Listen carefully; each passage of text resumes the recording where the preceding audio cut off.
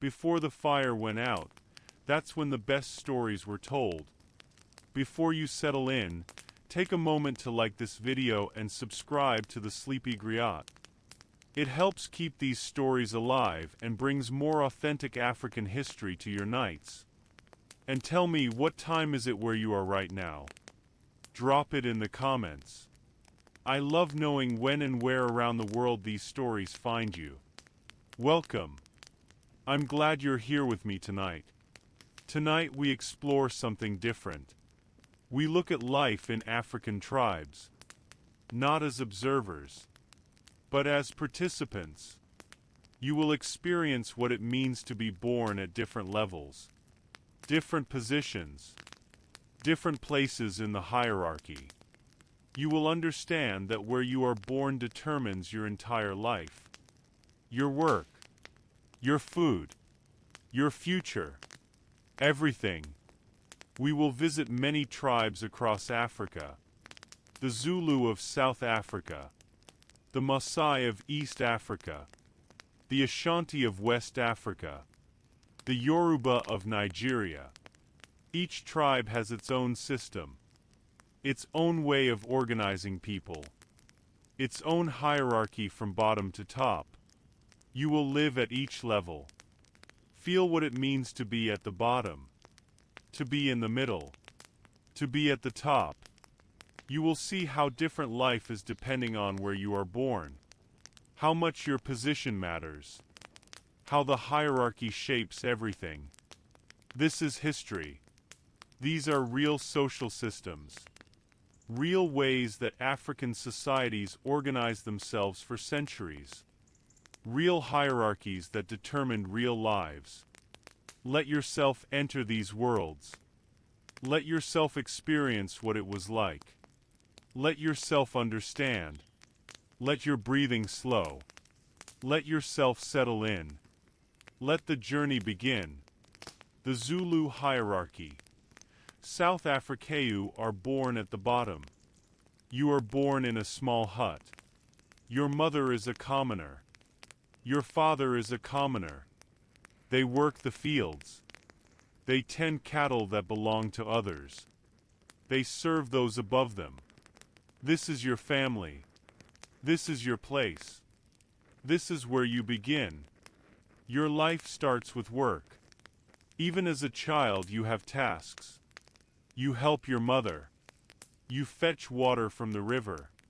You gather firewood. You watch the younger children. You do what you are told. This is normal. This is what everyone at your level does. You grow up quickly. By the time you are 7, you are already useful. You can herd cattle. You can help in the fields. You can carry things. You work alongside your parents. Learning. Watching. Understanding that work is your life. That this is what you were born to do. Food is simple. Maize porridge. Sometimes vegetables. Rarely meat. Meat is for special occasions. For celebrations. For those above you. You eat what is left. You eat what is given. You do not complain. Complaining changes nothing. Your home is small, made of mud and grass. One room for the whole family. You sleep on mats on the floor, close together. Warm in winter from shared body heat. Hot in summer with little air. But this is home. This is what you know. You have no say in big decisions. The elders decide. The chiefs decide. The warriors decide. You follow. You obey. This is how it works. You were not born to make decisions. You were born to follow them. As you grow older, you learn your place more clearly. You see the warriors. Strong men. Respected men. They walk with pride. They carry spears. They have status. You are not like them. You will never be like them. You were not born into a warrior family. You were born into a working family. This is your path. You also see the chiefs, the nobles. They wear better clothing. They eat better food. They live in larger homesteads. They give orders. They make rules. They have power. You serve them. You bow when they pass. You do what they command. This is respect. This is survival. Marriage happens when your parents arrange it. You do not choose. Your family finds another family. They negotiate. They agree. You marry whoever is chosen. This is normal. Love may come later. Or it may not. But marriage happens either way. This is how families continue. How your position is maintained. You work your entire life. In the fields. With the cattle. Serving others. The work is hard. Your hands become rough. Your back becomes bent. Your body ages quickly. But you continue. Because this is life. This is what people at your level do. This is your role in the tribe. You have children. They are born into the same position. They will work as you work. They will serve as you serve. They will live as you live. The hierarchy continues. Generation after generation. Your family stays at the bottom. This is how it has always been. This is how it will always be. You are born in the middle. You are born into a warrior family. Your father is a warrior. His father was a warrior. You are expected to become a warrior too. This is better than being at the bottom. Much better. But it comes with different pressures, different expectations, different challenges. Your childhood is preparation. From young age you learn to fight, to use a spear, to carry a shield. Your father teaches you. Other warriors teach you. You practice every day.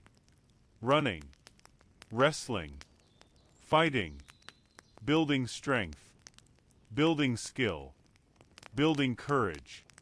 You also learn the warrior code, the rules, the honor, what it means to be Zulu warrior. You learn that warriors are respected, are valued, are important to the tribe.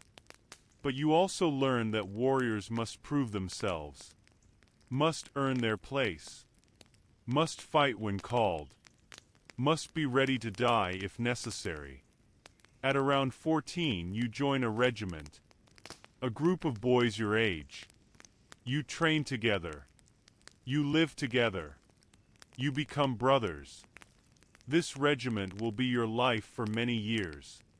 These boys will be your closest companions, your fellow warriors, your support in battle.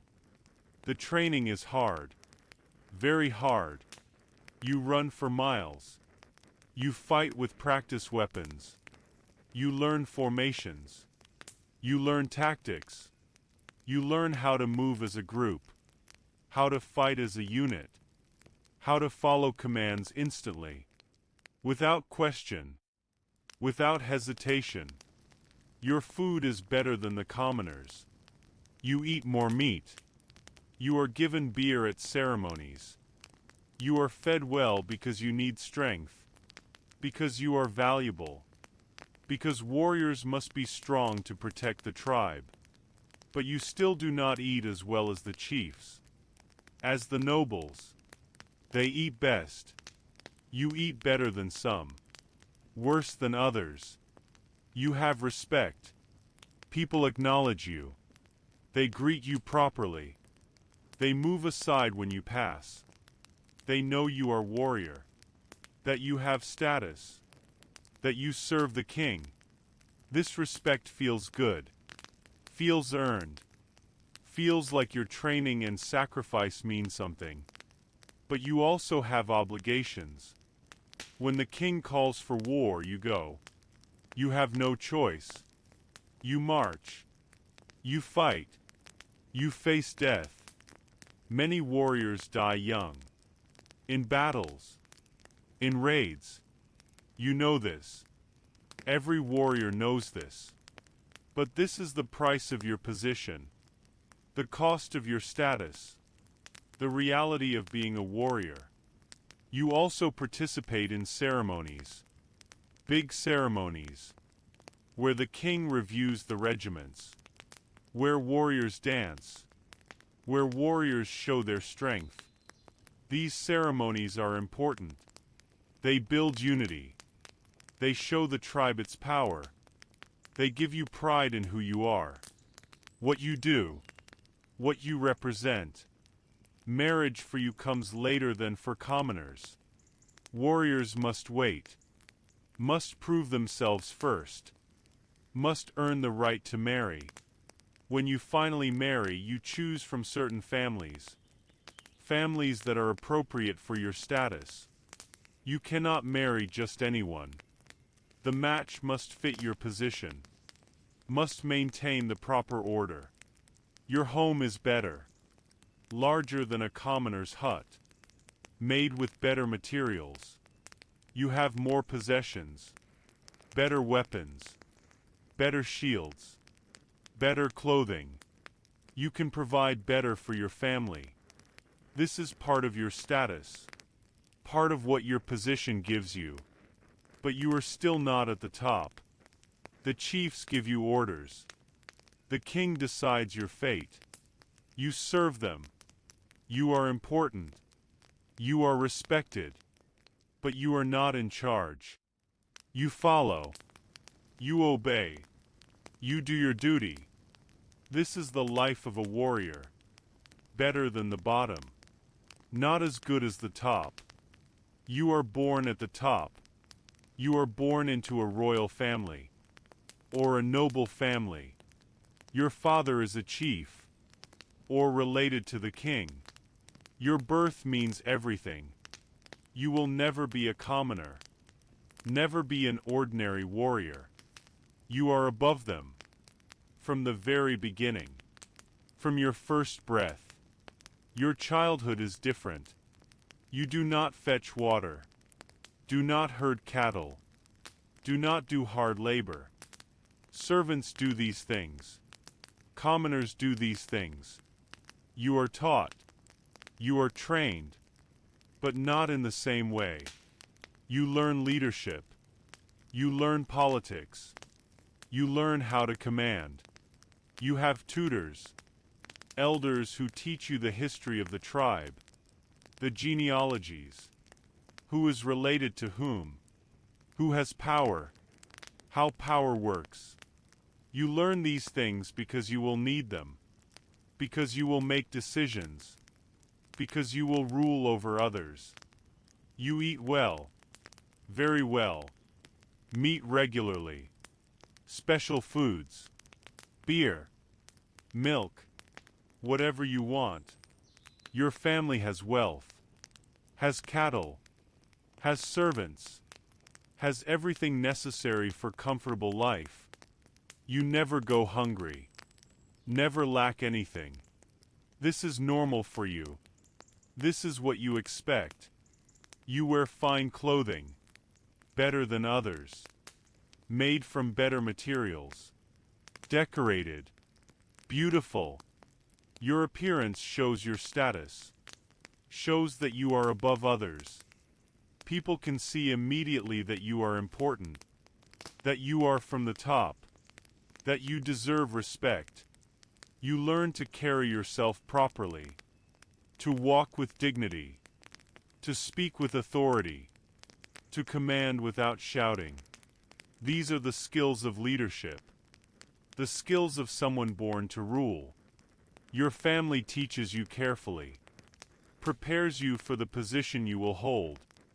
The power you will have. As you grow, you participate in important meetings. You sit with the chiefs. With your father. With other nobles. You listen. You watch. You learn how decisions are made. how disputes are settled, how the tribe is governed. This is your education. This is your preparation. You also learn military strategy.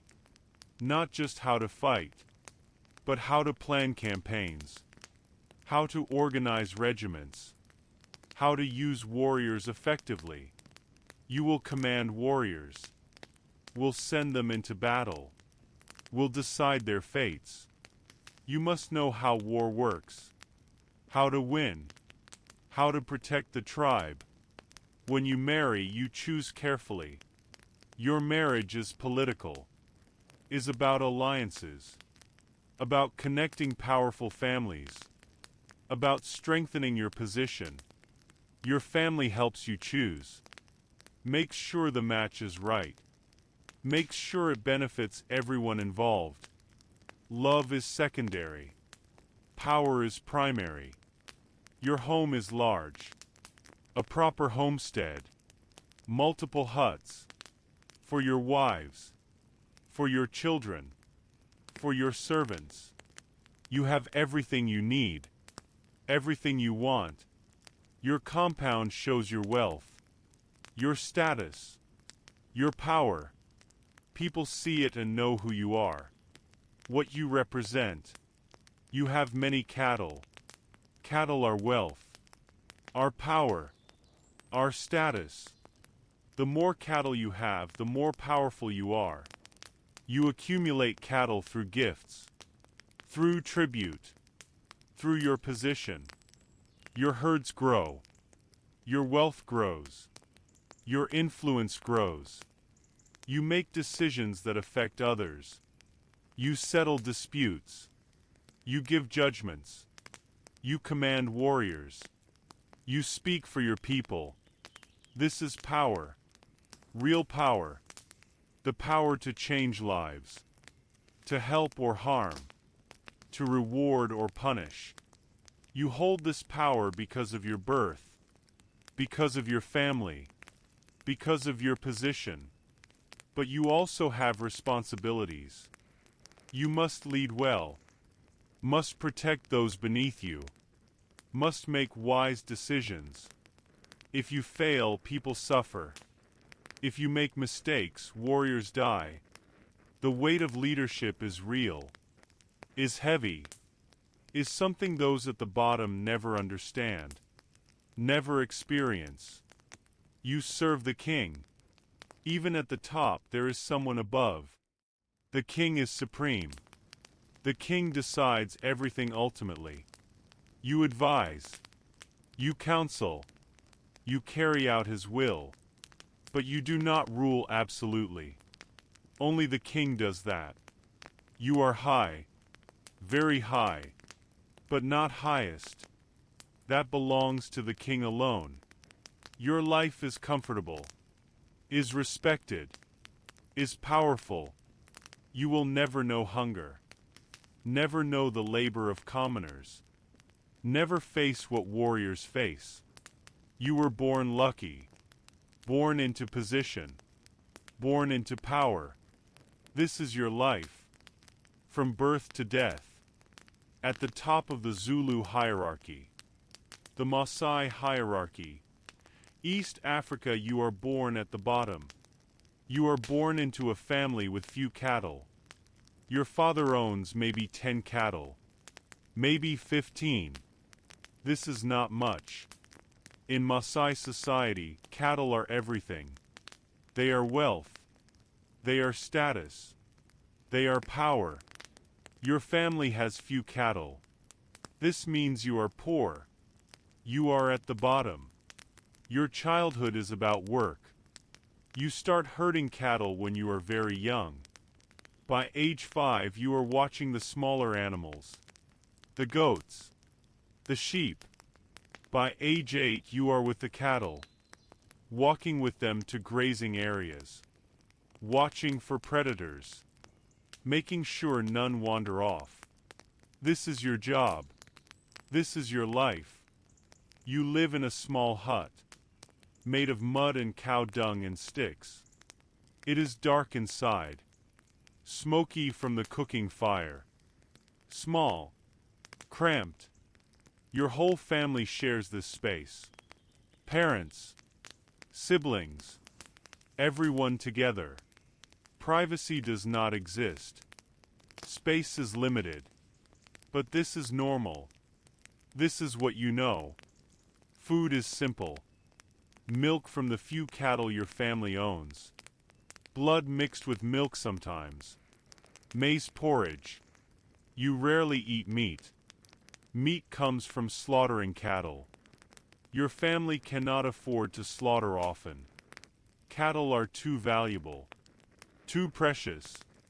You eat meat only at ceremonies. At celebrations. The rest of the time you survive on milk and porridge. You wear simple clothing.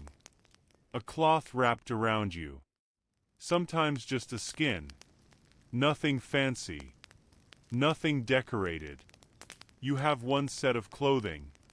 Maybe two if you are lucky. You repair it when it tears. You make it last as long as possible.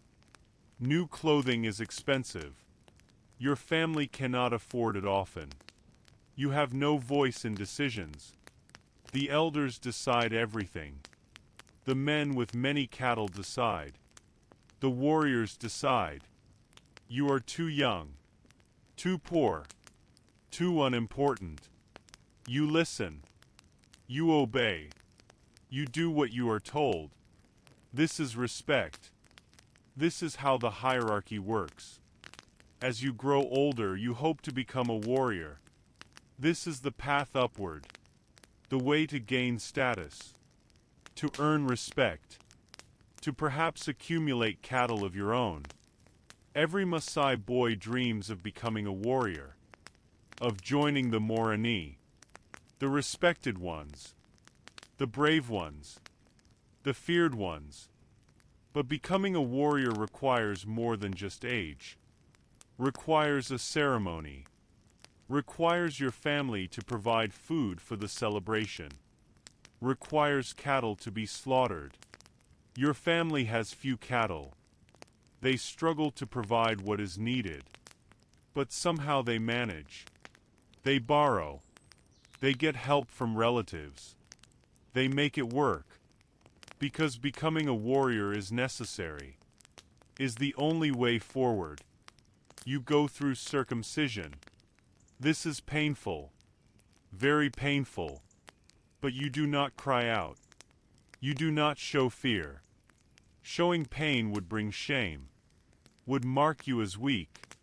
Would dishonor your family. You endure silently. Prove you are brave. Prove you are ready to be a warrior. After circumcision you are a warrior. But you are a junior warrior. A young warrior. You still have little. Your family still has few cattle. But now you have status. Now you have respect. Now you can begin to build your life. To perhaps move higher. To maybe escape the bottom. You are born in the middle. You are born into a family with good cattle. Your father owns 50 cattle. Maybe more. This is comfortable. Not rich. But comfortable. You have enough. Your family is respected. Is known. Has a voice in the community. This is the middle. This is better than the bottom. But not as good as the top. Your childhood has some ease. You still work. Still herd cattle. But your family can afford help. Can hire boys from poorer families to help with herding. You do some work. Learn the skills. But you are not doing hard labor every single day. You have time to learn other things. To play. To train. Your home is better. Larger. Made well. Your mother has helpers. Women from poorer families who assist with cooking. With water. With daily tasks. Your family can afford this help. Can provide food and small payment. This makes life easier. Makes your home run more smoothly. You eat well. Milk daily. Blood mixed with milk regularly. Meat more often. Your family can afford to slaughter cattle for ceremonies, for important occasions, for when meat is needed. You do not go hungry. Do not lack nutrition. This shows in your body. You are strong, healthy, well-fed. Your clothing is good quality, decorated with beads. Your mother and sisters make beautiful beadwork. This shows your family's status, shows you are not poor, not at the bottom. People can see from your appearance that you come from a good family, that you have cattle, that you have standing. When you become a warrior, your ceremony is proper. Your family provides good food, plenty of food. They slaughter cattle without struggle. They invite many people. The celebration is fitting for your status. This ceremony marks you not just as a warrior, but as a warrior from a good family. This matters. People remember. As a warrior, you live with other warriors. You roam. You protect the cattle. You raid other tribes for more cattle. This is what warriors do. This is your life for several years. You are respected. You are feared. You are part of the Morani, the warrior class. This is a good position, an important position. You have lovers. Young women are attracted to warriors. They sing for you. They make beadwork for you. You form relationships. Not marriages yet, but connections. This is part of warrior life. Part of being young and strong and respected. After your warrior years, you transition to junior elder. You can now marry. Your family helps you get cattle for bride price. They contribute. They help you establish yourself. You marry a woman from a good family. A family with cattle. The marriage strengthens both families. Creates alliances. This is how the middle level maintains itself. Your own homestead is solid. You have your own cattle. Not as many as the wealthy, but enough. Enough to be comfortable. Enough to be respected. Enough to have a voice in community decisions. You attend meetings. You give opinions. People listen. Not as much as they listen to the rich elders, but they listen. Your voice matters. You can give your sons good starts. Can help them through warrior ceremonies. Can give them some cattle. Can set them up for success. Your family stays in the middle. Maintains position. Maybe moves up slightly if you are clever. If you manage your cattle well. If you make good decisions. This is the middle life. Comfortable. Respected. Stable. Not struggling like the bottom. Not powerful like the top. But good. Decent. A life many would envy. A position worth maintaining. A place in the hierarchy that works well. You are born at the top.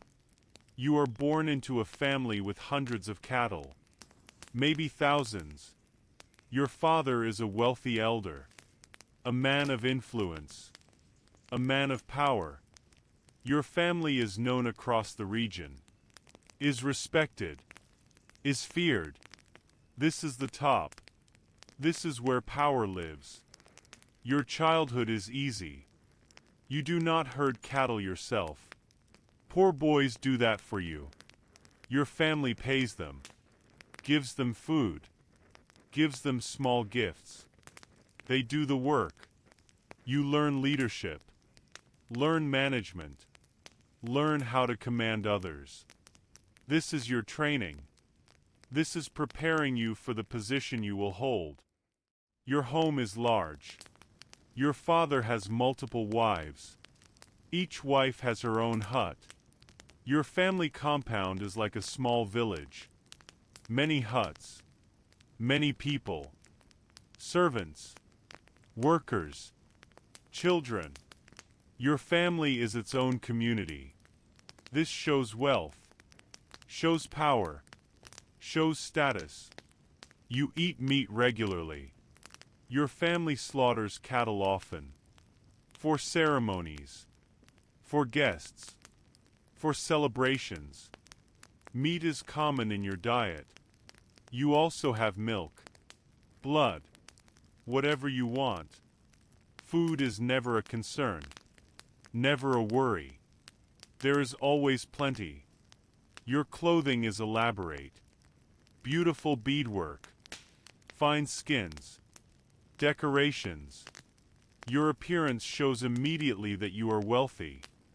That you are from an important family. People know by looking at you. Know to show respect. Know to treat you well. Your warrior ceremony is grand. Your family slaughters many cattle. Feeds many people. The celebration lasts days. Songs are sung about your family. About your father. About the wealth and generosity. This ceremony establishes you. Marks you as important. As someone to watch. As someone who will have power. As a warrior, you are a leader. Other warriors look to you. Follow you. You organize raids. You make decisions. Your family's wealth gives you authority. Gives you influence among the Morani. You are not just any warrior. You are a warrior who will become an important elder. Everyone knows this. Your relationships are with daughters of other wealthy families. These relationships are political, are about creating alliances, about connecting powerful families. Your family carefully manages who you associate with, makes sure your connections are proper, are beneficial, are strategic. When you transition to elderhood, you marry well, very well. You marry multiple women, each from an important family, each bringing connections, each strengthening your position. Your bride prices are large. Show your wealth. Show your status. Show your power. Your homestead grows. You have many cattle. More every year. Through gifts. Through bride prices you receive for your daughters. Through smart management. Your wealth increases. Your influence increases. Your power increases. You sit in the important councils, where real decisions are made, where disputes are settled, where the direction of the community is determined. Your voice carries weight. People listen carefully when you speak. Your opinions matter. Your wishes are considered. This is power. Real power. You can help others. Can lend cattle. Can provide for ceremonies. Can support poor families. This generosity creates loyalty. Creates obligation. Creates a network of people who owe you. Who support you. Who will do what you ask. This is how power is built. How influence is maintained. Your sons start life with advantages. You give them cattle. You support their ceremonies. You help them marry well. You set them up for success. Your family stays at the top. Generation after generation. This is how wealth and power continue. How the hierarchy maintains itself. But you also have responsibilities. You must lead well. Must be generous. Must show wisdom. If you become greedy. If you hoard. If you do not help others. People will resent you. Will speak against you. Will undermine you. Power at the top requires balance. requires managing relationships, requires constant attention. Your life is good. Very good. You have respect, have wealth, have influence. You will never struggle, never worry about food, never lack anything. This is what being born at the top means. This is the reward of your position. This is the life you were born into, the life you will maintain, the life you will pass to your children. The Ashanti hierarchy. West Africa, you are born at the bottom. You are born in a small village. Your mother is a farmer. Your father is a farmer. Your family owns no land. You farm land that belongs to the chief. You give him a share of your harvest. This is tribute. This is rent. This is the cost of farming land you do not own. Your family has done this for generations. This is your place. This is the bottom. Your childhood is work.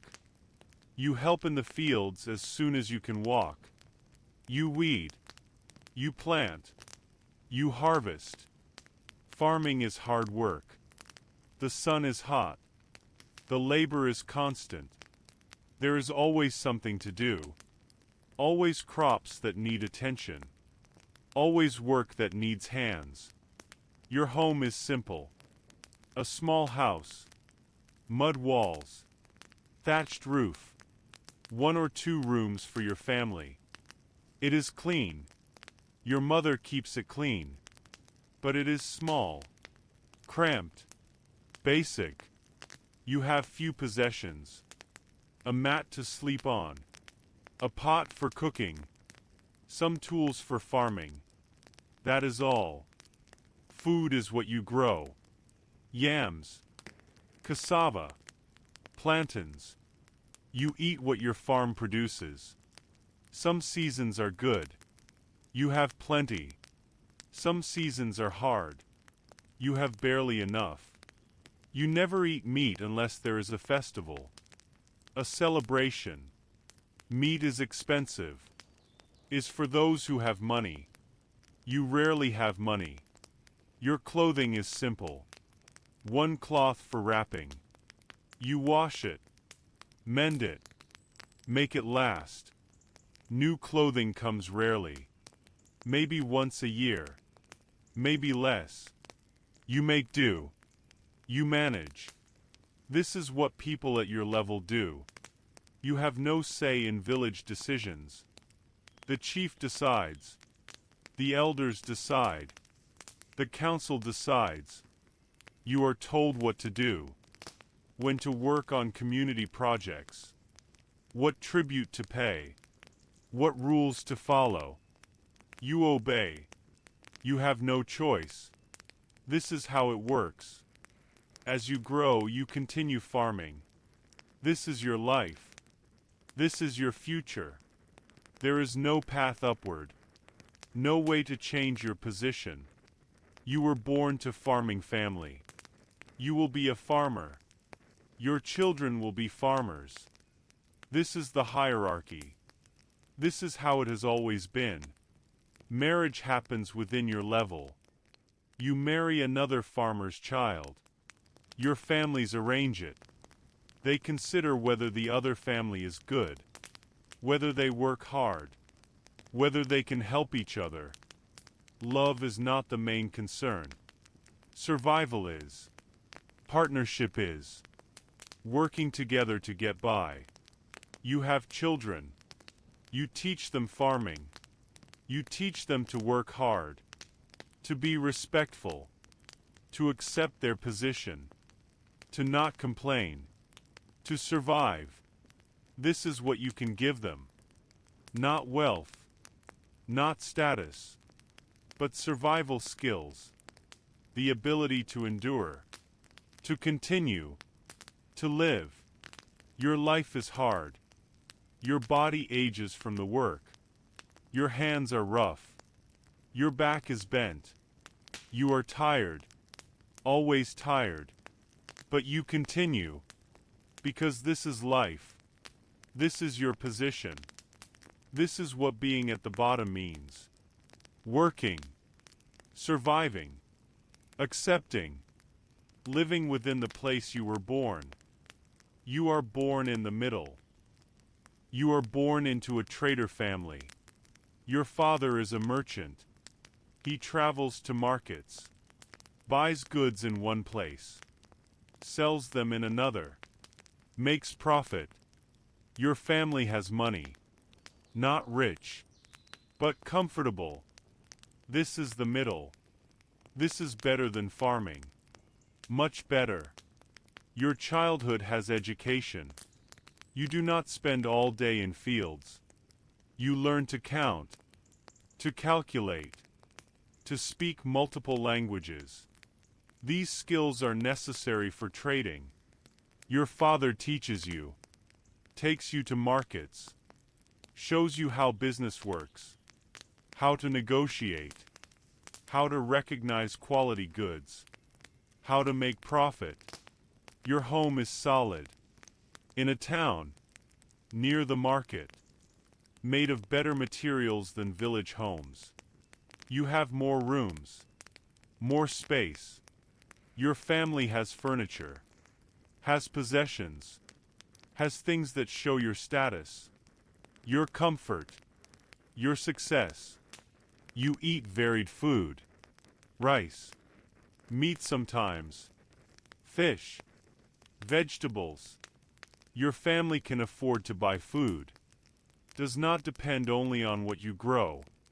This variety is good, keeps you healthy, shows your family's position, shows you are not at the bottom. Your clothing is good, made from nice cloth, different outfits. You dress well when going to market, when doing business. Appearance matters in trading. Shows you are successful, shows you are trustworthy, shows you are someone worth doing business with. You learn a craft, maybe goldsmithing, maybe weaving, maybe wood carving. These skills add to your value, give you multiple ways to make money, make you versatile, make you valuable to the community. Craftsmen are respected, are needed, are important to the economy. When you marry into another trader or craftsman family. Your marriage strengthens business connections, creates partnerships. Your wife's family might have connections in different markets, might trade different goods. Together your families are stronger, more successful. This is strategic marriage. This is how middle level maintains itself. You have your own business eventually. Your father helps you start, gives you goods to trade, teaches you routes, introduces you to other merchants. You build on what he gives you. You grow your own success, your own reputation, your own wealth. You participate in community. You give to festivals. You contribute to ceremonies. You support the chief when asked. This participation maintains your position, shows you are part of the community, shows you understand your obligations, shows you respect the hierarchy while benefiting from your place in it. Your children will be traders too, or craftsmen, or maybe minor officials. You can afford to give them good starts, can teach them skills, can give them goods to trade, can set them up for success. Your family stays in the middle, comfortable, stable, respected. This is good life. This is what being in the middle means. You are born at the top. You are born into the royal family. Your mother is related to the queen. Your father is a chief. You are nobility. You are at the top of Ashanti society. This means everything. This determines your entire life. From birth you are special, important, powerful, Your childhood is privileged. You do not work. You are educated. You learn reading and writing. You learn history. The story of the golden stool. The sacred symbol of Ashanti unity. You learn politics. How power works. Who is important. How to navigate the royal court. This education prepares you for leadership. Your home is a palace. Large. Beautiful. Many rooms. Many servants. You have everything you need. Everything you want. Your meals are prepared by servants. Your clothing is made by the best weavers. Your life is comfortable beyond what most people can imagine. You eat like royalty. Meat daily. Special dishes. Foods from across the region. Your family has wealth. Has access. Has the ability to have anything. You never go hungry. Never lack anything. Never want for anything. This is normal for you. This is what you expect. Your clothing is elaborate. Made from the finest cloth. Decorated with gold. With jewels. With symbols of royalty. You dress in ways that show immediately who you are. What family you belong to. What power you hold. People bow when they see you. Show respect. Show deference. This is your due. You are trained in leadership from young age. You sit in councils. You watch your elders make decisions. You learn statecraft, diplomacy, how to rule, how to command, how to maintain power. This training is intensive, is important. You will hold real power someday. Must be prepared. Your marriage is political. Is arranged by your family and the royal court. You marry someone who strengthens alliances, who brings connections, who benefits the royal family. Your personal feelings matter little. Your duty is to the kingdom, to the family, to the power structure. You accept this. This is what being royal means. You receive lands, villages that pay tribute to you. You collect taxes, receive goods, accumulate wealth. This is your right, your privilege, your benefit from being born into royalty. You become wealthy not through work, but through position, through birth, through the system that puts you at the top. You participate in ceremonies at the palace. You sit near the king, near the queen mother. You are visible, important, recognized. This visibility matters. Reminds everyone of your status, of your power, of your right to rule. You have responsibilities too. You must represent the royal family well. Must make good decisions. Must be generous to those below. Must maintain the respect of the people. If you fail, if you are cruel or foolish, you damage your family, damage the kingdom. This is pressure, real pressure, the weight of your position. But you also have power, real power. You can elevate people, can help them rise, can give gifts of land, of position, of opportunity. You can also harm people, can take from them, can punish them. This power is intoxicating, is dangerous, must be used carefully, must be balanced with wisdom. Your children are born into the same position. They are royal. They are at the top. They will be trained as you were trained. Will hold power as you hold power. Your family's position continues, generation after generation. This is dynasty. This is royal succession. This is how power remains at the top, how it is maintained, how it is protected. Your life is privilege, is power, is comfort beyond measure. You will never know struggle, never know poverty, never know what life is like at the bottom. You were born lucky, born into the right family, born at the top. This is your reality, your blessing, your burden, your life. The Yoruba hierarchy, Nigeria. You are born at the bottom. You are born into a poor family in a Yoruba town. Your father is a laborer. Your mother helps other families with their work. Your family owns nothing. No land. No house. No animals. You live in a small corner of someone else's compound. You work for others. This is the bottom. This is your starting point. Your childhood is difficult. You begin helping your parents when you are very young. You carry water for wealthier families.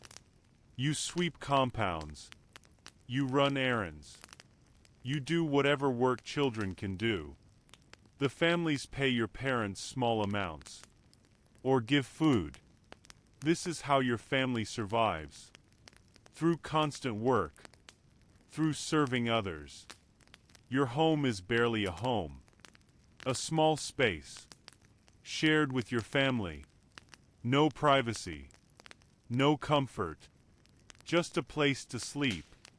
To shelter from rain. Your family has almost no possessions. A few pots. Some worn clothing. A mat to sleep on. That is all. Food is scarce. You eat once a day sometimes. Twice on good days. The food is simple.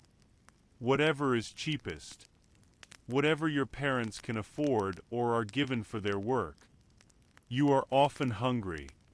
Your stomach feels empty. But you learn to accept this. To continue despite the hunger.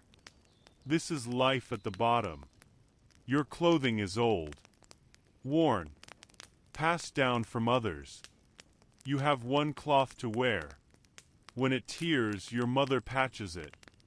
Makes it last as long as possible. You go barefoot. Shoes are for those who have money. You are not one of them. You have no education. No school. No learning beyond what your parents teach you about work. About survival. About how to serve properly. How to be respectful. How to stay in your place. This is your education. Work.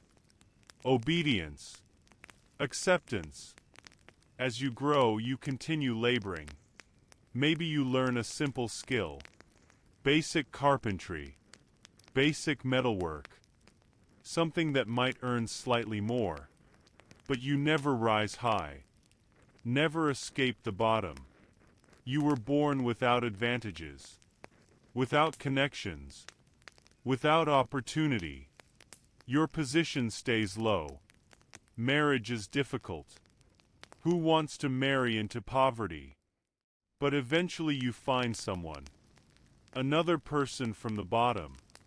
Together you struggle. Together you work. Together you try to survive. You have children. They are born into the same poverty. The same struggle. The cycle continues. You work your entire life. Your body wears down. Your health suffers. You age quickly from the hard life. From the poor food. From the constant stress of survival. But you continue. Because you must. Because this is your place. Because there is no other choice. You have no voice. No power. No influence. The chiefs do not know your name. The king does not know you exist. You are invisible. Just another poor person. Another laborer. Another body doing work that needs to be done. This is what being at the bottom means. Working, surviving, being unseen, living and dying without leaving a mark, without changing your position, without escape. You are born in the middle. You are born into a craftsman family. Your father is a blacksmith, or a weaver, or a wood carver. He has a skill, a trade. Your family is known in your town, is respected, has a place. This is the middle. This is much better than the bottom. Your childhood includes learning. You start as an apprentice to your father. You watch him work. You help with simple tasks. You gradually learn the craft. This takes years. But your father is patient, teaches you carefully, passes down the knowledge he received from his father. This is how skills continue, how families maintain their position. Your home is decent. Your father owns his workshop. Your family has its own compound. Not large, not fancy, but yours. You have rooms, space, privacy. Your family has furniture, has tools, has possessions that show your status, your comfort, your success. You eat regularly, 2 meals a day, sometimes 3. Your family can afford good food. Yams, rice, vegetables, meat occasionally, not every day, but regularly enough. You are not hungry, not struggling. You are fed. You are healthy. This shows in your body, in your strength. Your clothing is good, made by your family or bought from market. You have several outfits. You dress well for market days, for festivals. Appearance matters for craftsmen. Shows you are successful. Shows your work is valued. Shows people should pay good prices for your goods. You learn more than just craft. You learn business. How to price your goods. How to negotiate. How to find customers. How to maintain relationships with those who buy from you. These skills are important. Make the difference between surviving and thriving. When you marry someone appropriate. Maybe another craftsman's daughter. Maybe a trader's daughter. Your families discuss. Agree. The marriage benefits both sides. Creates connections. Strengthens both families' positions in the community. This is how the middle level maintains itself. Through careful marriages. Through strategic alliances. You eventually have your own workshop. Your father helps you establish it. Gives you some tools. Introduces you to his customers. Helps you get started. You build on this foundation. You create your own reputation, your own success, your own place in the community. You participate in community life. You contribute to festivals. You belong to craft guilds. These guilds protect craftsmen, set standards, maintain quality. Being part of the guild gives you status, gives you voice, gives you some power in the community. Not great power, but some. More than the poor have. Less than the chiefs have. But some. Your children will be craftsmen too. You train them as your father trained you. You pass down the skills, the knowledge, the connections. Your family stays in the middle. Comfortable, stable, respected. This is good life. This is what most people want. Security, respect, a decent life. This is what being in the middle provides. You are born at the top. You are born into a royal lineage. Your family has provided chiefs to the town for generations. Your grandfather was a chief. Your father is a chief. You are in line to become a chief. You are nobility. You are at the top of Yoruba society. This is privilege. This is power. This is everything. Your childhood is education. You learn to read, to write. You learn the oral traditions, the histories, the genealogies of all the important families. You learn politics, how the palace works, how power is distributed, how decisions are made. You learn the rituals, the ceremonies, what each festival means, what each title represents. This education is intensive, is important, prepares you for the position you will hold. Your home is a large compound, many rooms, many buildings, servants' quarters, guest rooms. Your family has wealth, has land, has people who work for them. Your compound is like a small community. This shows your status, shows your family's power, shows your importance. You eat very well, meat regularly, special dishes, palm wine, cola nuts, whatever you desire. Your family has cooks, servants who prepare elaborate meals. You never lack anything, never go hungry, never want for food. This is normal for you. This is your expectation. This is your right. Your clothing is elaborate. Fine fabrics. Beautiful embroidery. Beadwork. You dress to show your status. To show your family's wealth. To show your position. When you walk through the town, people recognize you immediately. Know you are from the ruling family. Show appropriate respect. Bow. Greet you properly. This respect is your due, is what you expect, is what you have always known. You are trained in leadership from young age. You attend palace meetings.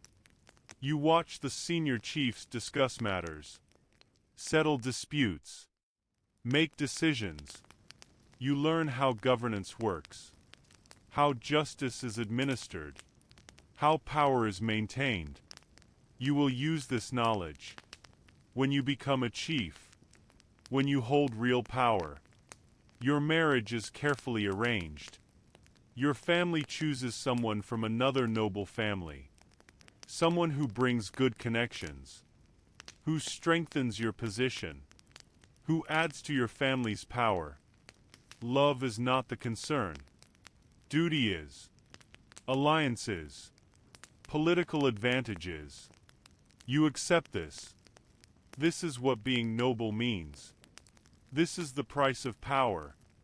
You receive a title eventually. Maybe not immediately. But in time, you become a chief. You receive lands, villages that pay tribute to you. You collect taxes. You receive gifts. You accumulate wealth. Not from working, but from position, from your place in the hierarchy, from the system that benefits those at the top. You sit in the king's council. You advise the Oba. You make decisions that affect thousands of people. You settle major disputes. You decide policies. You have real power. The power to help people, to harm them, to change their lives with your words, with your decisions, with your judgments. You sponsor festivals. You give generously. You support the palace. You maintain the traditions. This generosity is expected, is necessary, shows you are worthy of your position, shows you understand your obligations, shows you are a proper chief. a proper noble, a proper leader. Your children are born into nobility. They will be trained as you were trained. They will hold titles, will have power, will maintain the family's position. Your lineage continues. Your family stays at the top, generation after generation. This is dynasty. This is how power works in Yoruba society. This is how the hierarchy maintains itself. Your life is power, is privilege, is comfort. You will never struggle, never lack anything, never know poverty. You were born into the right family, into the right lineage, into the right position. This is your blessing, your advantage, your reality. This is what being at the top means in Yoruba society. The Berber hierarchy, North Africa. You are born at the bottom. You are born into a family with no animals, no herds, no flocks. Your family works for others, tends other people's sheep and goats. Your father is a shepherd for a wealthy family. He is paid poorly. Your mother weaves for others. She is paid little. Your family is at the bottom of Berber society, where survival is difficult, where life is hard. Your childhood is about work. You help your father with the animals from very young age. You walk with the flocks. You watch the sheep. You protect them from predators. The work is tiring. The sun is hot. The terrain is difficult. But you continue, because this is your job. This is how you help your family survive. Your home is a small tent, made of old goat hair, patched many times. It provides some shelter, some shade, but it is not much. Not comfortable, just basic protection from sun and wind. Your family moves with the seasons, following the grazing, following work, never settling, always moving. This is nomadic life at the bottom. Food is what your family can afford. Bread made from barley, sometimes dates, sometimes milk if the family you work for gives some. Meat is rare, very rare, only at festivals, only when someone wealthy slaughters an animal and shares with workers. You are always slightly hungry, never quite full. This is normal for you. This is what you know. Your clothing is simple. A worn robe, a head covering, shoes made from old leather. Everything is patched, repaired, made to last as long as possible. New clothing is expensive. Your family cannot afford it often. You make do with what you have. You have no animals of your own. This is the mark of poverty in Berber society. Animals are wealth, our status, our power. Your family has none. Works for those who do. This defines your position. Makes clear that you are at the bottom. That you have nothing. That you depend entirely on others. As you grow older, you continue as a shepherd. This is your life. This is your future. You might eventually work directly for a wealthy family. Live near their tents. Tend their large herds. This is the best you can hope for. Steady work. Regular food. But never your own animals. Never your own wealth. Never rising from the bottom. Marriage is difficult. Who wants to marry someone with nothing? But eventually you find another poor person. Together you work. Together you survive. You have children. They are born into the same poverty. They will be shepherds too. Will work for others. Will struggle as you struggle. The cycle continues. The position stays the same. Generation after generation. You have no voice in the tribe. The elders decide everything. The wealthy families decide. You listen. You obey. You do what you are told. This is your place. This is the reality of being at the bottom. Working. Obeying. Surviving. Having no power.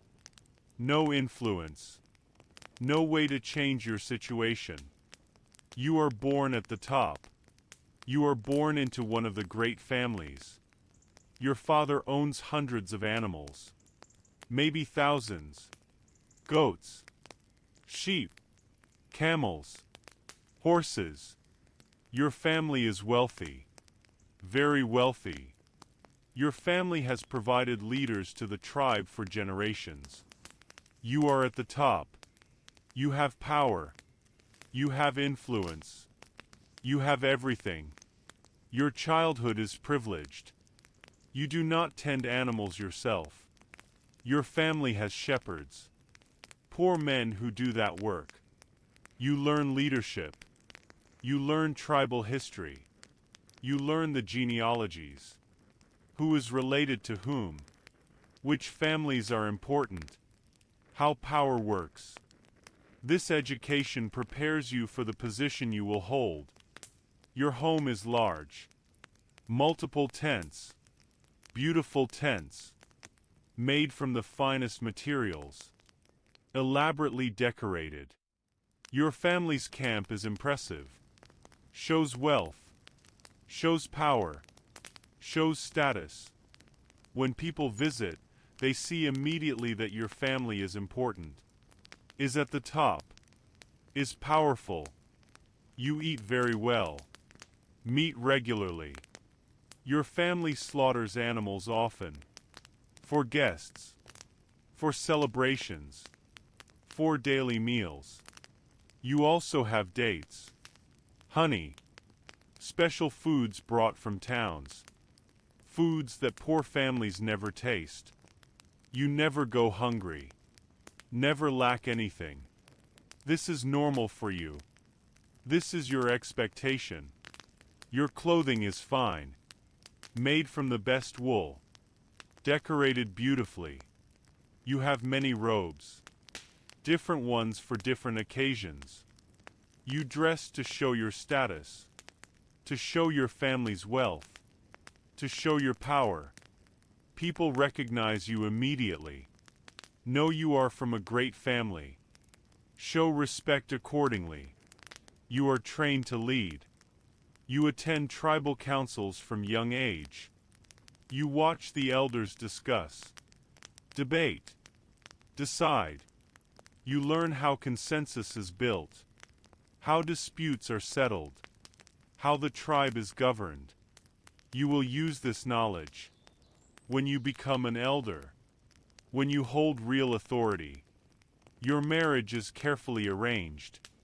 Your family chooses someone from another powerful family. The marriage strengthens alliances. Connects important families.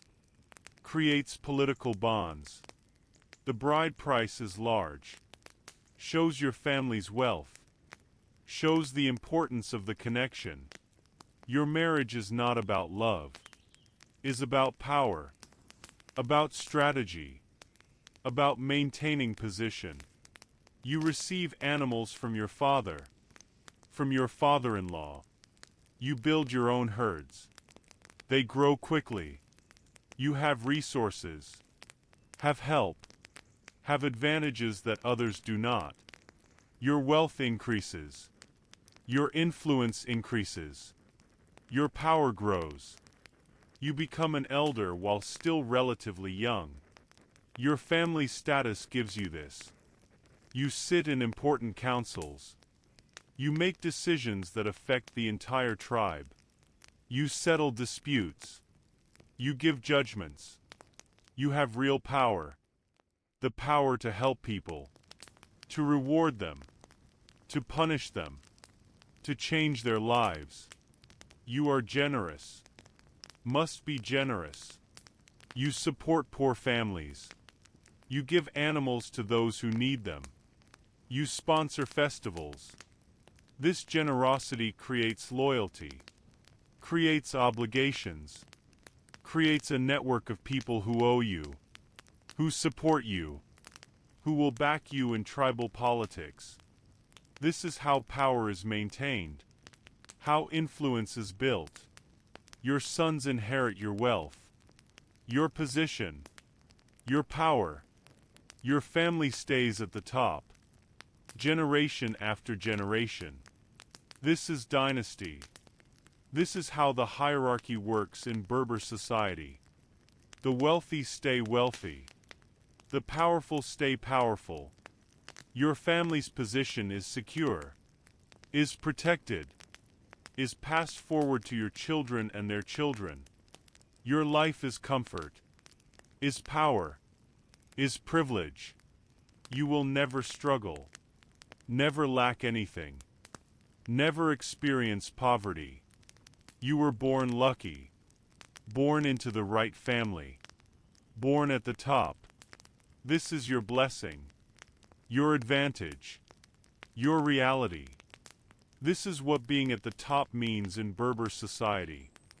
The Congo Kingdom hierarchy, Central Africa. You are born at the bottom. You are born in a small village far from the capital. Your parents are farmers. They work land that belongs to a provincial chief. Your family pays tribute, gives part of the harvest to those above. This has been your family's life for generations. This is the bottom. This is where you start. Your childhood is work in the fields. You help your parents from very young age. You clear weeds. You help plant. You help harvest. The work is constant. The land must be tended. The crops must grow. Your family depends on this. Your survival depends on this. You learn quickly that work is your life. Your home is basic. A small house made from mud and wood.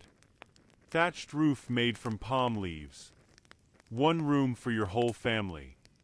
It is dark inside, smoky from the cooking fire. But it keeps out the rain, keeps out some of the heat. It is home. It is what you know. Food is what you grow. Cassava, yams, plantains, some beans. You eat the same foods every day, the same meals. You have enough to survive. Some seasons are better, some are harder, but you manage. You get by. Meat is rare, only at festivals, only when the chief provides for celebrations. Otherwise, you eat what you grow. Your clothing is simple. A cloth wrapped around your waist, made from raffia palm fiber. Your mother weaves it. It is rough, not comfortable, but it serves its purpose. You have one set of clothes, maybe two if you are lucky. You wear them until they fall apart. Then your mother makes new ones. You have no education, no school, no learning beyond what your parents teach. They teach you farming. They teach you respect. They teach you to obey those above you, to pay your tribute, to not cause trouble. This is the education you need. This is all you need for the life you will live. As you grow, you continue farming. This is your future. There is no other path. You were not born to a noble family, not born to traders. You were born to farmers. You will be a farmer. Your children will be farmers. The position stays the same, generation after generation. Marriage happens within your village, within your level. You marry another farmer's child. Your families agree. They see if the match is good, if the other family works hard, if they are respectful. if they will help each other. This is what matters. Not love, not attraction, but practical partnership, working together to survive. You have children. They grow up as you grew up, working in the fields, learning to farm, learning their place. They will continue after you, will do the same work, will live the same life. This is how it works. This is the bottom. This is the reality of being born without status, without connection, without power. You work until your body cannot work anymore, until age or sickness stops you. Then your children care for you, feed you, shelter you, until you die. This is the cycle. This is life at the bottom. Work, survive, age, die. No wealth, no power, no change. Just existence.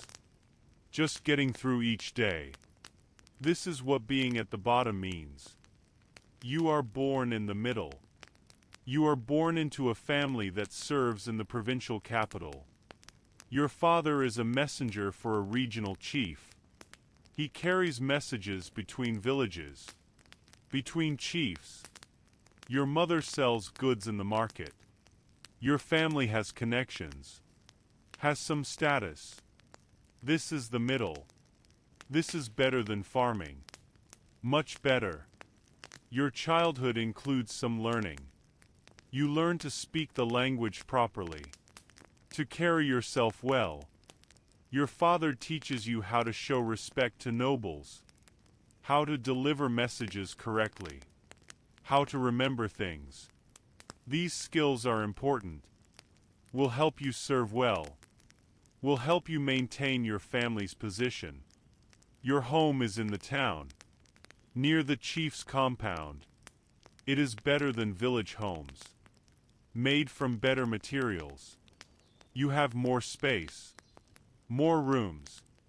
Your family has possessions, pots, tools, cloths, things that show you are doing better than the poor, better than the farmers. You eat more variety. Your mother buys food at market. Rice sometimes, fish, palm oil, better vegetables. Your family can afford these things. Your father receives payment for his work. Your mother makes money from trading. Together they provide well. You are not hungry, not struggling. You eat regularly. You eat well enough. Your clothing is better quality, made from cotton, not just rough raffia. You have multiple cloths, different ones for different occasions. When your father goes to deliver messages, he dresses well, shows that he represents the chief, shows that he is respectable. This matters. This shows status. You learn a useful skill. Maybe you become a messenger like your father. Or maybe you learn metalworking, or pottery, or basket weaving. Something that is valued, that people need, that earns good money. This skill gives you security, gives you value, gives you a place in society. When you marry someone from a similar level. Maybe another person who serves nobles. Maybe a trader's child. Your families discuss. They see if the match benefits both sides. If it creates good connections. If it maintains or improves your position. This is careful planning. This is how middle families stay in the middle. You serve the provincial chief. You run errands. You deliver messages. You help with ceremonies. This service keeps you close to power, gives you access, gives you knowledge of what is happening, who is important, what decisions are being made. This knowledge is valuable, helps you navigate, helps you succeed. You participate in town life. You contribute to festivals. You help organize celebrations. You are part of the community in visible ways. This participation gives you standing, gives you respect, shows you are not at the bottom, shows you have a place, a position, a role that matters. Your children will have opportunities. They can follow your path, become messengers or traders or craftsmen, or they might rise slightly, might become minor officials, might serve closer to the chief. You give them advantages, connections, knowledge, skills. They start better than you started. This is how families improve, how they maintain position, how they stay in the middle or move slightly higher. This is middle life in Congo Kingdom. Serving but not at the bottom. Having status but not power. Being comfortable but not wealthy. It is good life. Stable life. A position many would want. A place in the hierarchy that works. That provides. That gives some respect and some security. You are born at the top. You are born into the royal lineage. Your family is related to the Manikongo, the king of Congo. You are nobility. High nobility. You are at the top of society. This determines everything. From your first breath you are important, powerful, privileged. Your childhood is education. You learn to read and write. The kingdom has adopted some Portuguese literacy. You learn this. You also learn traditional knowledge. The history of the kingdom. The names of all the provinces. The titles of all the chiefs. The ceremonies. The protocols. How the court works. This education is intensive. Is necessary. You will hold real power someday. Must be prepared. Your home is a large compound. Many buildings. A proper palace. You have servants. Many servants. They do everything for you.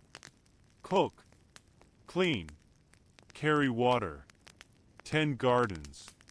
You never do manual labor. Never work with your hands except to practice combat.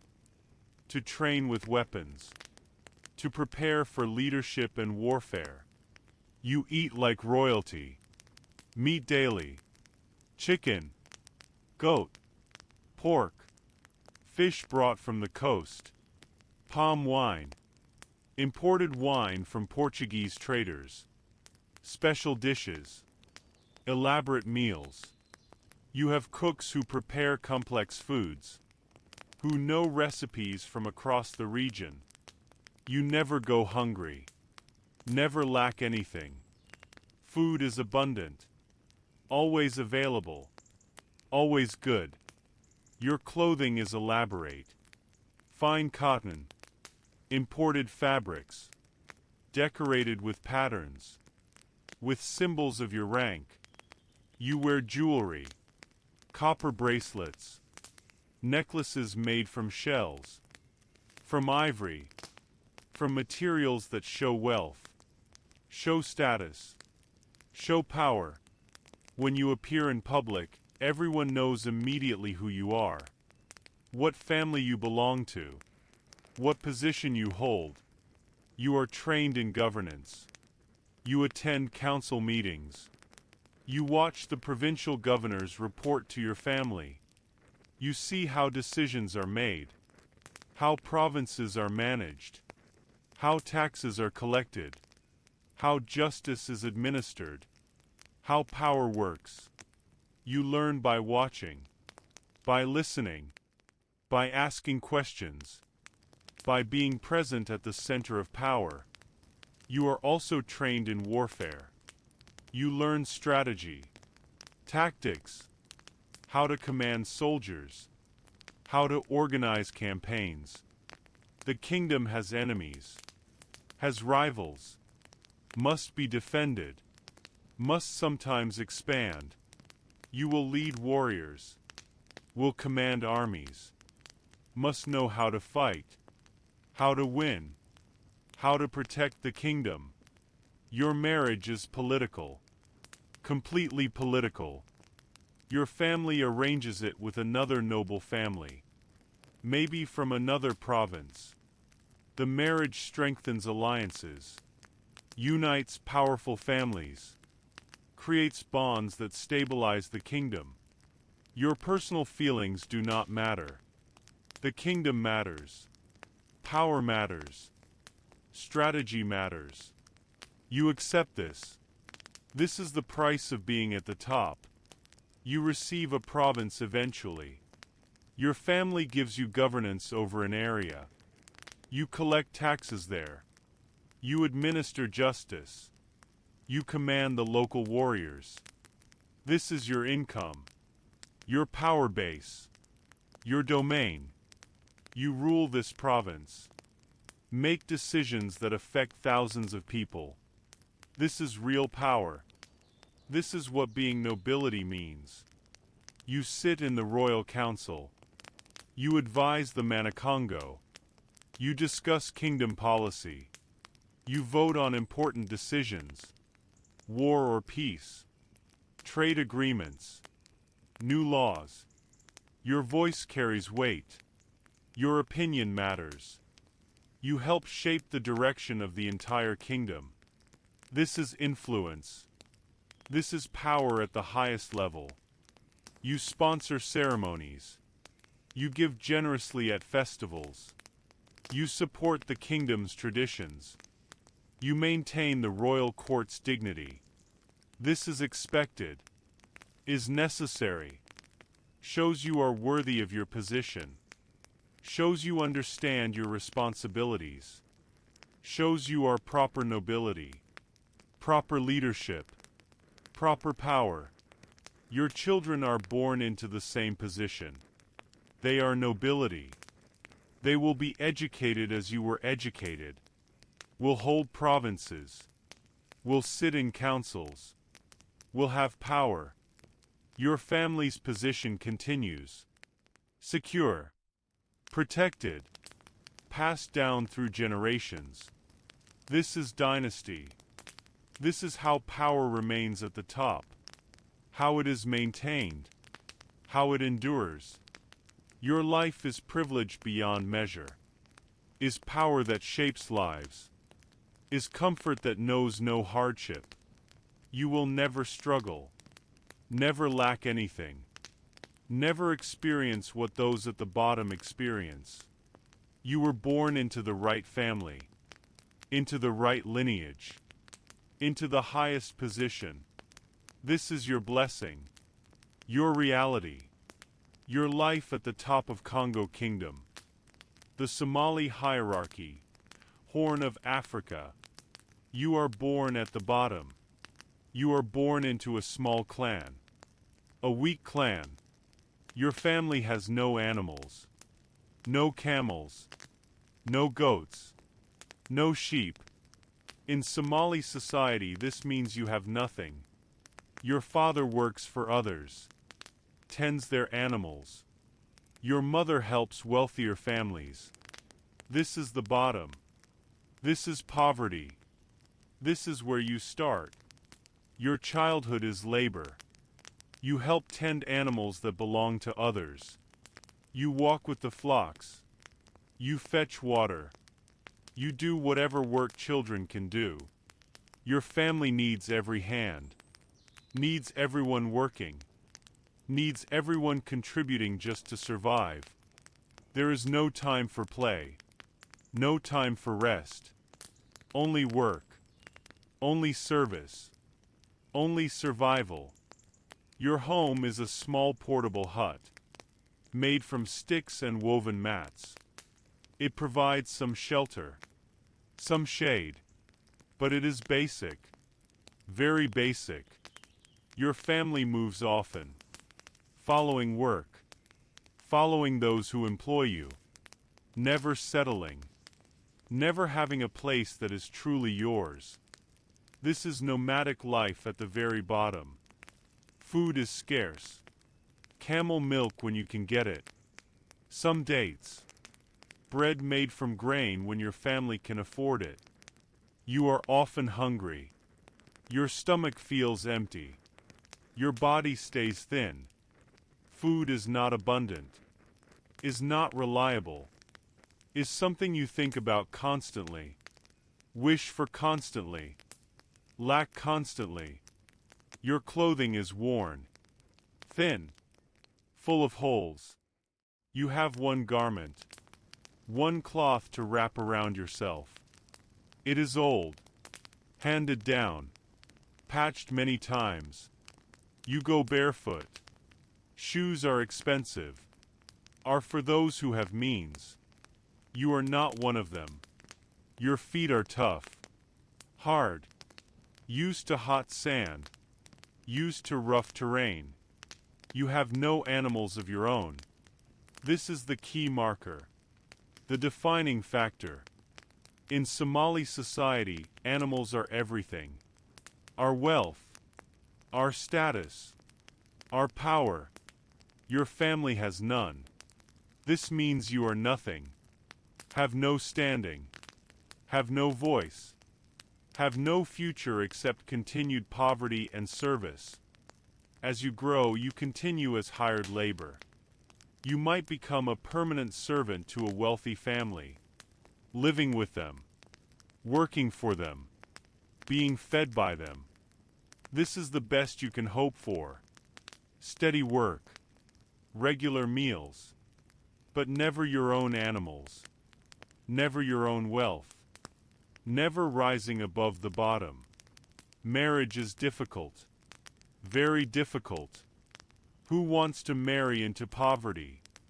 But eventually you find someone. Another person from the bottom. Together you work. Together you struggle. You have children. They are born into the same poverty. The same lack. The same position. They will work as you work. Will serve as you serve. The cycle continues. The position stays the same. You have no say in clan decisions. The elders with many animals decide everything.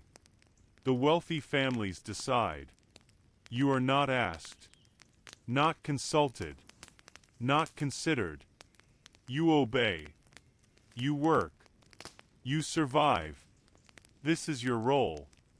This is what being at the bottom means in Somali society. Working for others. Owning nothing.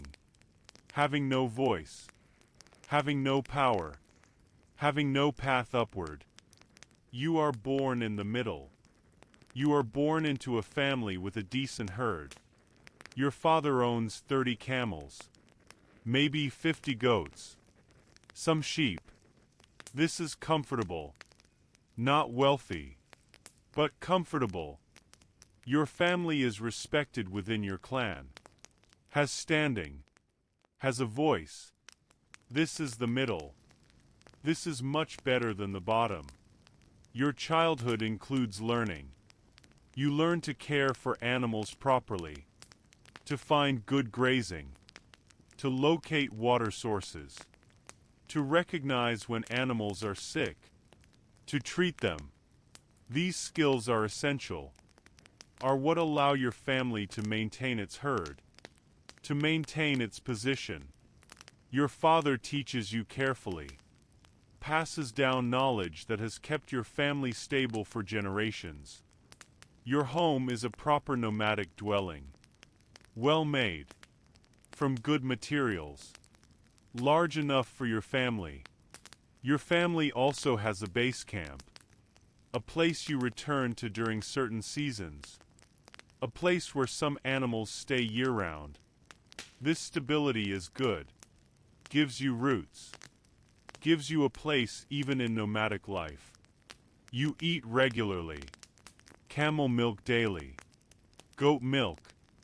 Occasionally meat from your own animals. You can afford to slaughter when needed. For important occasions. For when guests come, you are not hungry, not struggling with food. You eat enough. You are healthy. This shows in your body, in your strength. Your clothing is decent, made from good cloth. You have clothing for daily work, and better clothing for when you visit other families, for gatherings, for ceremonies. Appearance matters. Shows your family's status. Shows you are doing well. Shows you are respectable. You participate in clan decisions. You attend the councils. You sit in the back maybe. Not at the front where the wealthy elders sit. But you are there. You listen. You can speak if needed. Your opinion is heard. This participation shows you are a full member. A respected member. Someone with standing. When you marry appropriately. Your family negotiates bride price. Gives camels. Receives camels. The marriage connects two families with similar wealth. Similar status. This strengthens both families. Creates alliances. This is how middle families maintain themselves. Through smart marriages. Through careful connections. You build your own herd gradually. Your father gives you some animals when you marry. You receive some from your wife's family. You manage them carefully. Breed them. Grow the herd. Your wealth increases slowly. Steadily. Your position strengthens. You are establishing yourself. Creating security for your family. You have responsibilities to your clan. You contribute to bride prices for clan members who need help. You help poor relatives. You give to the clan's collective needs. This generosity creates bonds, creates obligations, creates a network of support. This is how clans function, how they stay strong, how they protect their members. Your children will inherit your herd. Will start with animals. Will have a foundation. Will be in the middle. Will be comfortable. Will have opportunities you created for them. Your family maintains its position. Stays stable. This is what you work for. What you build. What you pass forward to the next generation. This is middle life in Somali society. Owning enough. Being respected. Having a voice. Not struggling like the poor. Not powerful like the wealthy. But comfortable. Stable. Secure. A good life. A position worth having. A place in the clan that works well. You are born at the top. You are born into one of the great families of your clan. Your father owns hundreds of camels. Maybe thousands. He also has large herds of goats and sheep. Your family is wealthy. Very wealthy. Your family has provided clan elders for generations. Has led. Has decided. Has shaped the clan's direction. You are at the top. You have everything. Your childhood is privileged. You do not tend animals yourself.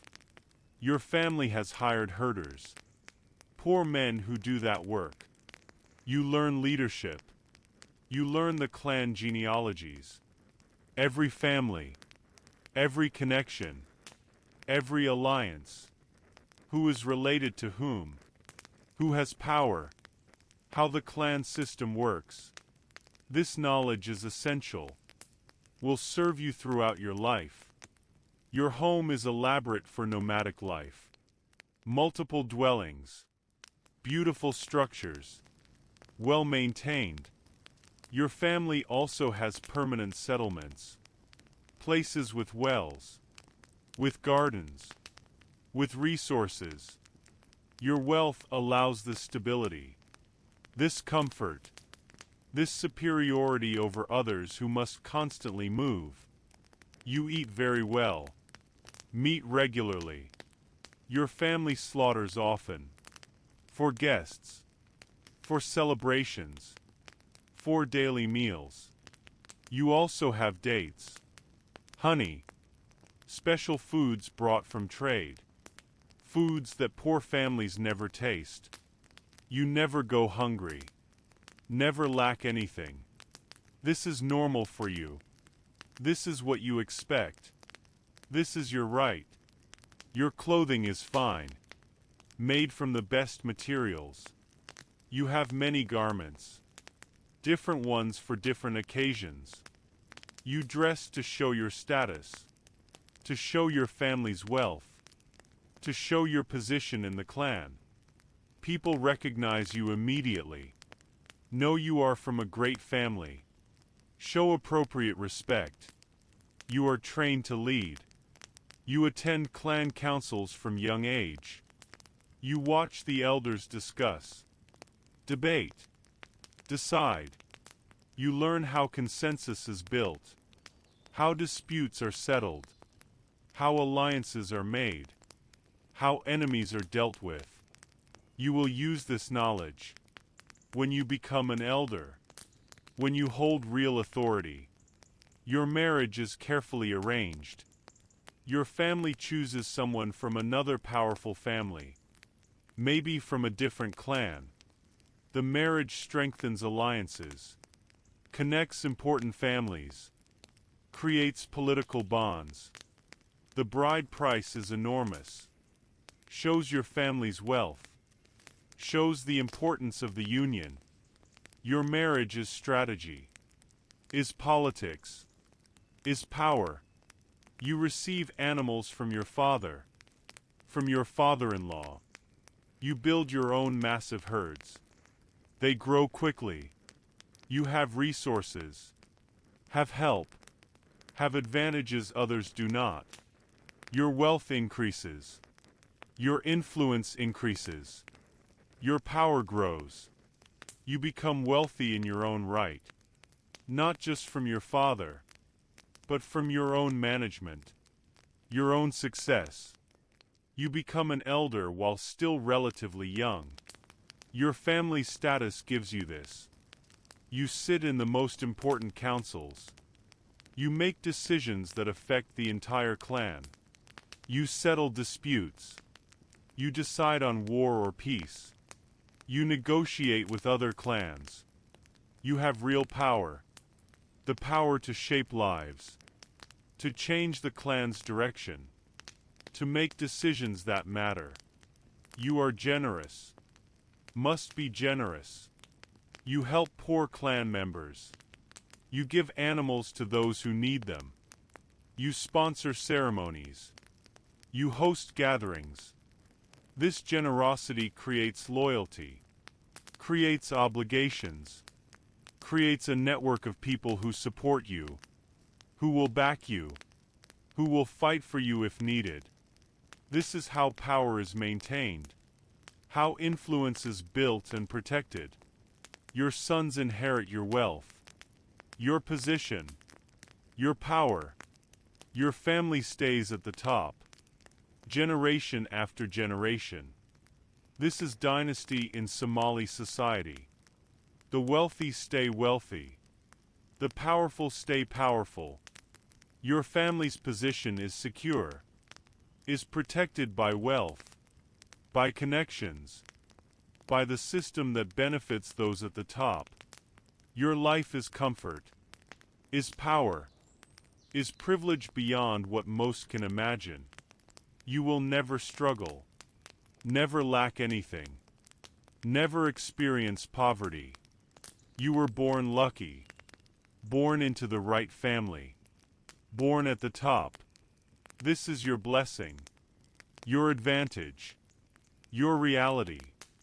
This is what being at the top means in Somali clan society. Understanding the pattern. You have lived many lives now. You have been at the bottom. You have been in the middle. You have been at the top.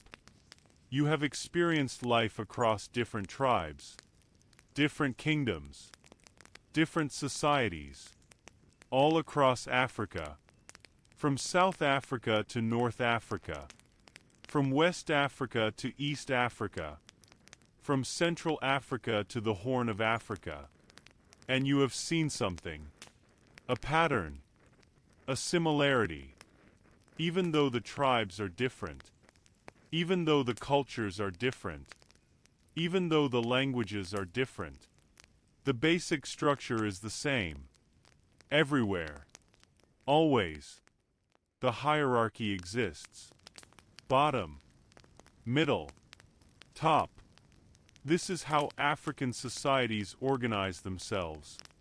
This is how they functioned. This is how they survived. At the bottom, life is always hard. Always about work. Always about survival. Whether you are farming for Zulu chiefs, or herding animals for Berber families, or laboring for Yoruba nobles, the experience is similar. You work. You obey. You have little. You struggle. This is what being at the bottom means. In every society, in every tribe, the details change, but the experience stays the same. In the middle, life is always better, always more comfortable. You have skills. You have some property. You have some respect. Whether you are a Zulu warrior, or a Maasai warrior, or an Ashanti craftsman, or a Congo messenger, or a Somali family with decent herds. You have status. Not great status, but status. You are not at the bottom. You are not at the top. You are in between. This is comfortable. This is stable. This is where most people want to be. At the top, life is always privileged. Always about power. Always about comfort. Whether you are Zulu nobility, or Maasai wealthy elder, or Ashanti royalty, or Yoruba chief, or Congo provincial governor, or Somali clan leader, you have wealth, you have influence, you make decisions, you shape lives, you control resources. This is power. This is privilege. This is what being at the top means. In every society, everywhere, the pattern repeats, over and over. Across the continent, the hierarchy is universal, is found in every organized society. Not just African societies, but all societies.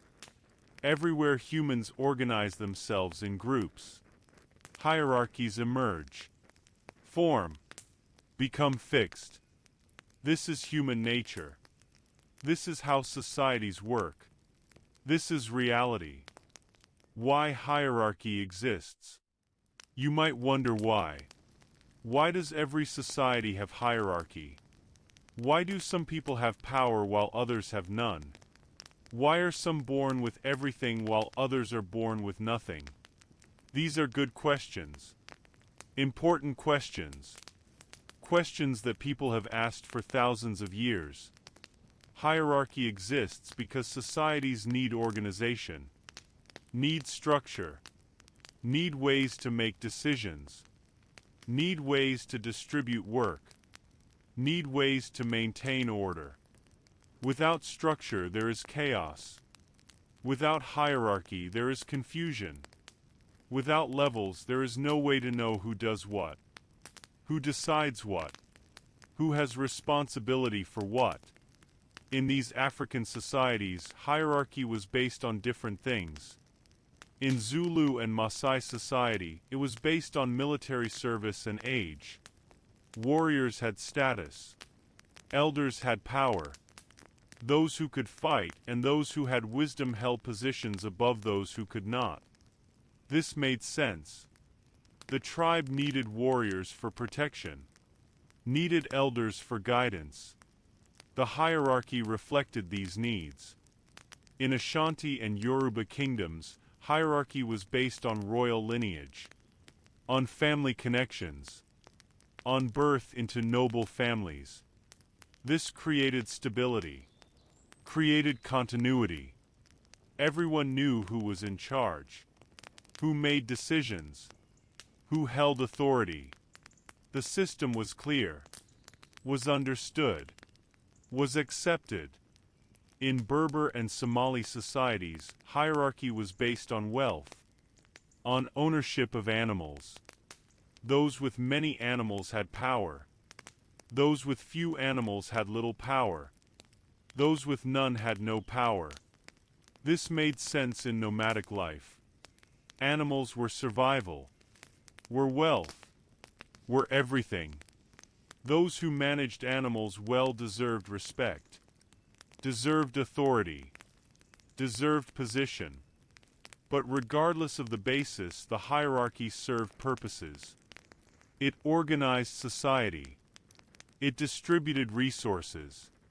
It created order. It established who did what, who decided what, who benefited from what. Without this structure, these societies could not have functioned, could not have survived, could not have thrived for centuries. What birth determines? The most important thing you have learned is this. Birth determines everything. Where you are born, who your parents are, what family you belong to. These things shape your entire life, from beginning to end, from first breath to last breath. Your birth position is your destiny. If you are born at the bottom, you stay at the bottom. You work hard. You struggle. You survive. But you do not rise. There is no path upward. No way to change your position. No opportunity to become something else. You are born to farmers, you farm. You are born to servants, you serve. You are born to laborers, you labor. This is your life. This is your fate. This is reality. If you are born in the middle, you stay in the middle. You have comfort. You have skills. You have status. But you do not reach the top. Cannot reach the top. Were not born there. Do not have the connections. Do not have the lineage.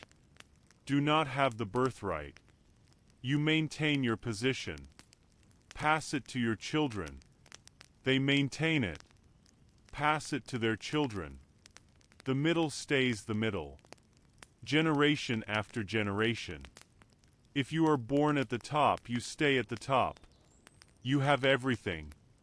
From birth. You do not earn it. Do not work for it. Do not struggle for it. You simply have it. Because of who your parents are. Because of what family you belong to. Because of the lineage you were born into. This privilege continues throughout your life, passes to your children, continues through generations. The top stays at the top, always.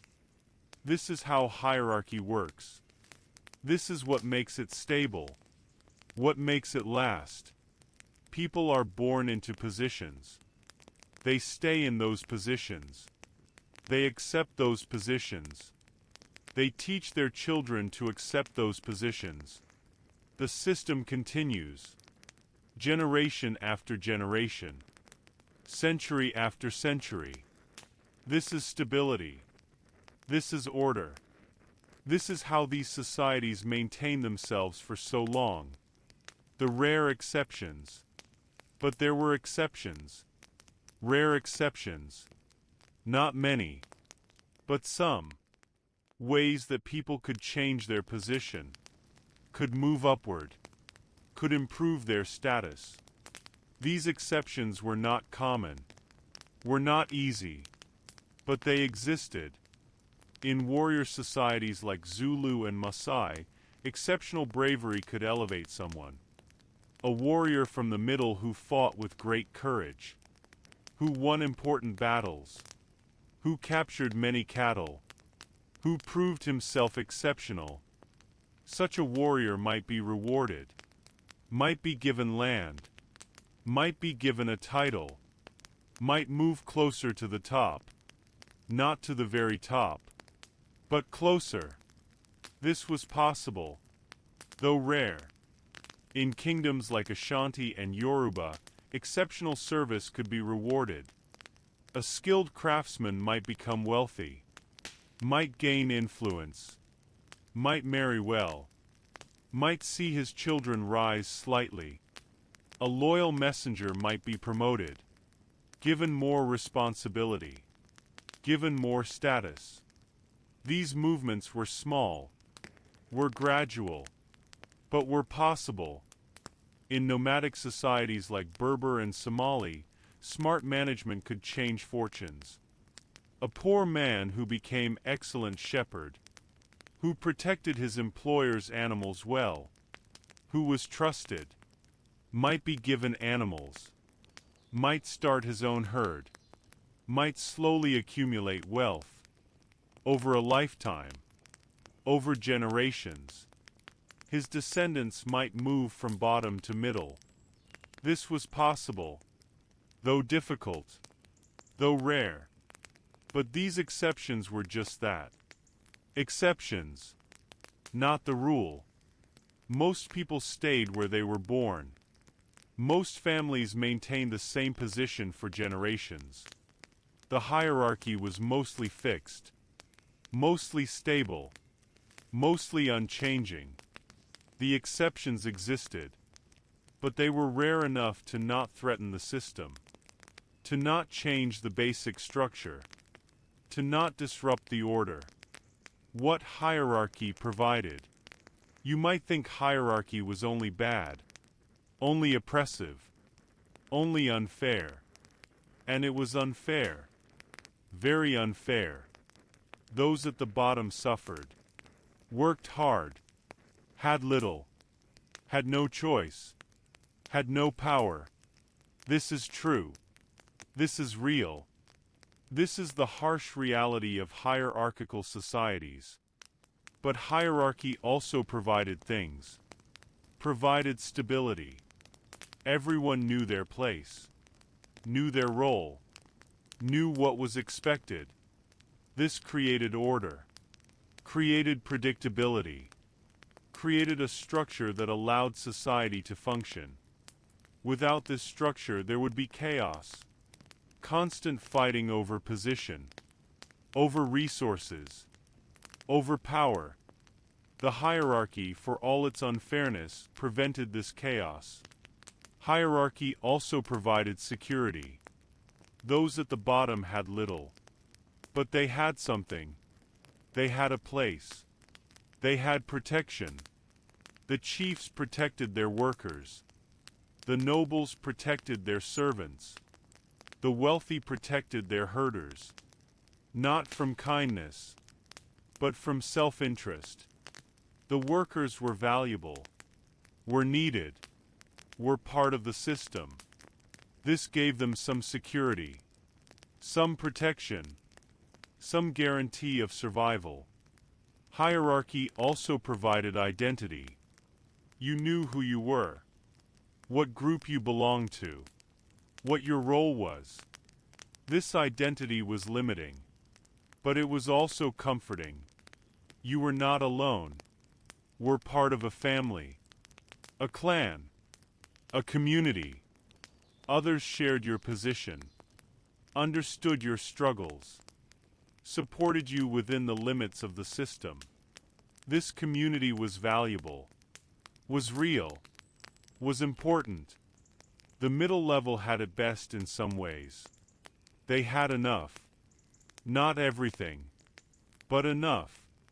Enough food, enough comfort, enough respect. They worked, but not as hard as the bottom. They served, but had some autonomy. They had stability, had security, had decent lives. For most of human history this was good, was better than most people had, was worth protecting. Even the top had pressures, had responsibilities, had obligations. Noble families had to maintain their position, had to be generous, had to lead well, had to make good decisions. If they failed, they could lose respect, could be challenged, could be replaced. The top was privileged, but not without demands, not without stress, not without constant management of power and relationships. How hierarchy shaped culture. The hierarchy shaped everything. Not just who had what, but how people thought, how they behaved, how they understood the world. The hierarchy was not just external structure, was internal understanding, was part of culture, part of identity, part of how people made sense of life. People at the bottom learned humility, learned to be respectful, learned to accept their position, learned to find satisfaction in small things, in family, in community, in survival itself. This was not weakness, was adaptation, was finding meaning within constraints, was making life bearable even when life was hard.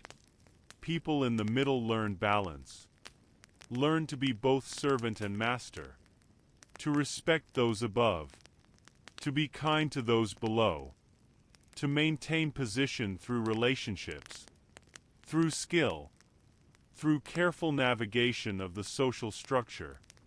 This balance required intelligence, required social awareness, required constant attention. People at the top learned responsibility, learned that power requires wisdom, that privilege requires generosity, that position requires performance. The best leaders understood this, led well, maintained respect, maintained stability. The worst leaders forgot this, became tyrants, created resentment, sometimes sparked rebellions. The hierarchy also created rituals, ceremonies, ways of marking position, of showing respect, of maintaining order, bowing to chiefs, using proper titles, giving appropriate gifts, sitting in correct positions at gatherings. All of these rituals reinforced the hierarchy, made it visible, made it real, made it part of daily life. Language reflected hierarchy too. Different words for addressing superiors and inferiors, different pronouns, different levels of politeness. The way you spoke showed your position, showed your understanding of the system, showed your acceptance of your place. Language was not neutral, was coded with hierarchy, with power, with position. Even stories reflected hierarchy. Folktales taught children about their place, about respecting elders, about accepting fate, about being clever within constraints. The stories reinforced the system, taught people how to survive within it, how to find meaning within it, how to accept it without constant rebellion. The modern view. Today we look at these hierarchies and see unfairness, see injustice, see systems that limited human potential, that trapped people in positions based on birth rather than ability, that gave some everything and others nothing. This view is correct. These systems were unfair, were limiting, were unjust by modern standards. But we must also understand these hierarchies in their context. In their time, these societies did not have modern economies, did not have education systems, did not have the resources that allow modern mobility. They organized themselves in ways that worked for their circumstances, for their technology, for their understanding. The hierarchies provided stability in difficult conditions, created order in societies that faced constant challenges. Warfare, drought, disease, competition for resources. The rigid structure helped societies survive these challenges, helped them endure, helped them continue for centuries. Modern societies try to create more equality, more opportunity, more mobility. We value individual achievement over birth position. We try to give everyone chances to rise, to improve, to change their position. This is good. This is progress. This is human advancement. But we should also recognize that even modern societies have hierarchies, have inequalities, have advantages that come from birth. Wealth still passes from parents to children. Education quality still depends on where you are born. Connections still matter. Networks still help. The forms have changed. The language has changed. But hierarchy still exists. Just in different forms. Just less visible. Just less formally acknowledged. Understanding historical hierarchies helps us understand our own systems. Helps us see patterns. Helps us recognize that organizing people into levels is something humans have always done. Will probably always do. The question is not whether hierarchy exists, but whether it is fair, whether it is flexible, whether it allows movement, whether it serves justice or just serves itself. The lesson of hierarchy. As you drift towards sleep, as these stories settle in your mind, as you think about the lives you have lived tonight, consider what hierarchy teaches. Consider what it means to be born into different positions, to experience life from different levels, to see the world from bottom, middle, and top. Hierarchy teaches perspective, teaches that where you stand determines what you see. Those at the bottom see the world one way, see struggle, see work, see powerlessness. Those in the middle see differently.